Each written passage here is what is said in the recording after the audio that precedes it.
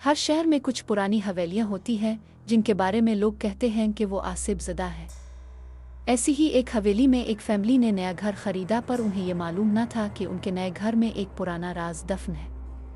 जब वो लोग सामान रख रहे थे तो उनकी छोटी बेटी आरा को अटी की सफाई के दौरान एक पुरानी चीनी मिट्टी की गुड़िया मिली। गुड़िया का चेहरा थोड़ा सा टूटा हुआ था, लिबास फटा पुराना था, मगर उसकी आंखों में एक अजीब सी चमक थी।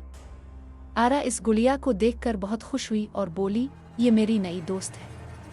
माँ ने गुड़िया को देखकर थोड़ा घबराहट महसूस की। इसने कहा, ये गुड़िया कुछ अजीब सी है, इसे फेंक देना चाहिए, मगर आरा ने जिद की और गुड़िया को अपने कमरे में रख लिया। पहली रात गुड़िया उसके बिस्तर के पास बैठी थी, लेकिन सुबह वो ड्राइंग रूम में पाई गई। किसी ने इसे वहां नहीं रखा था।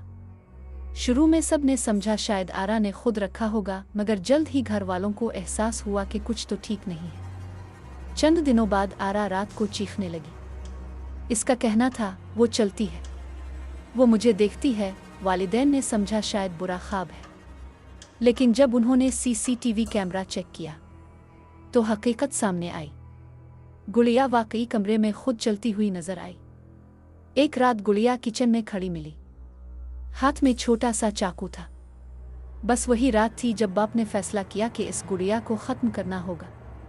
अगली सुबह इसने गुड़िया को चिमनी में डालकर आग लगा दी, लेकिन जैसे ही गुड़िया ने आग को छुआ, इसकी चीखें इंसानी आवाज़ में निकलने लगे।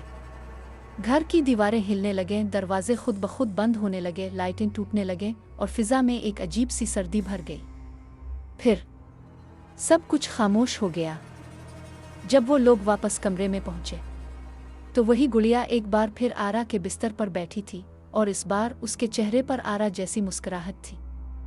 आज वो हवेली खाली है, कोई नहीं जानता आरा कहाँ गई, मगर गुड़िया अब भी वही है, खामोश लेकिन मुस्कुराती हुई।